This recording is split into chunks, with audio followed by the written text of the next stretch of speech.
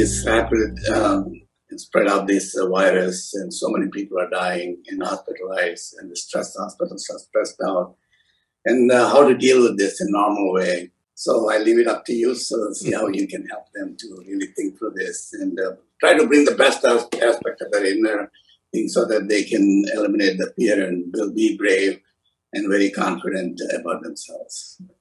Well, I'm not trying to belittle the present problem. Yes, it's a massive problem. The situation in India particularly is grim. Now, the choice that we have is this: when the outside situations go against us, we will also turn against ourselves. Or when the outside situations go against us, we will stand up 100% for ourselves. What does standing up for ourselves mean? If you are for yourself, keeping yourself joyful, exuberant, alive is most important.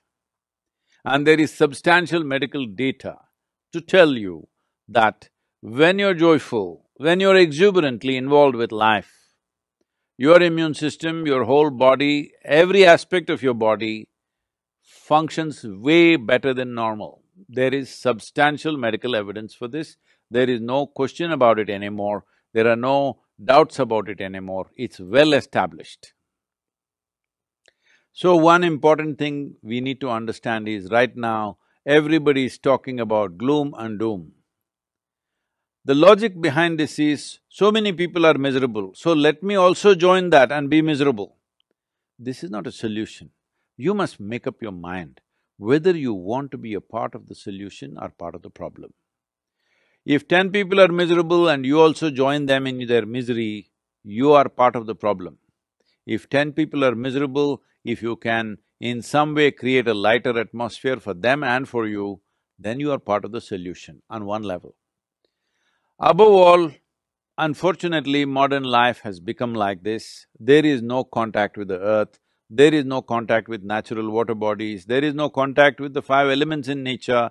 Everybody is living and working in a box which is always at 70 degrees centigrade, 70 degrees Fahrenheit or something like that.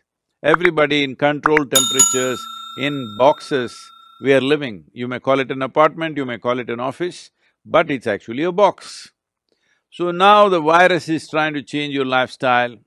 Every one of you were complaining about, if you're working in Bangalore or Delhi, you are complaining every day your commuting was taking 1.5 to 2 hours of circus through the traffic. Now you're spared all that, so don't go on complaining endlessly. There is no need to complain. Only our lifestyle is changing. Our life we must protect with responsible and conscious behavior. Nothing about our life has changed, only our lifestyle is changing. But if you're misunderstanding your lifestyle as life, then of course you will suffer. So let us bring this sense to ourselves. What you wear, what you drive, where you live is not the point. How you live within yourself is the point. And right now, this pandemic, always this is the point, but this pandemic is bringing it up front, in front of everybody, to decide whether your life is important or your lifestyle is important. Lifestyle becomes important because we keep on living in comparison to somebody else. That you want to live little better than somebody else, you want to have more than somebody else, you want to be better in every way than somebody else around you. Let's leave this silly way of existence. Let's organize our lives in such a way that you're joyful, you're well, you're healthy, your family is joyful, people around you are joyful and well. This is life. Do not make a problem out of just a simple shift in lifestyle. But staying alive is important because life is precious.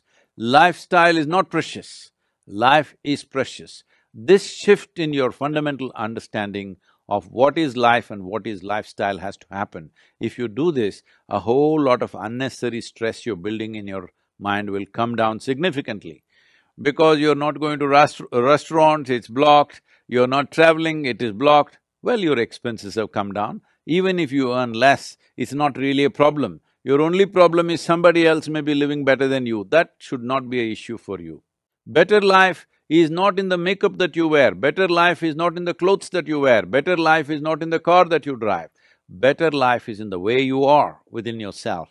If this fundamental priority you change, not for the sake of pandemic, for your sake, not for the sake of the virus, for your own sake, if you make this shift, you will see there are a few issues and problems with the pandemic. The problem is people are losing their lives, that is the only problem. Otherwise, this is not a problem.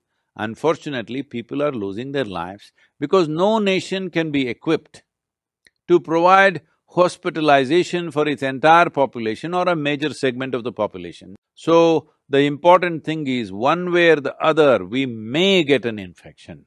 The important thing is to postpone it as much as we can.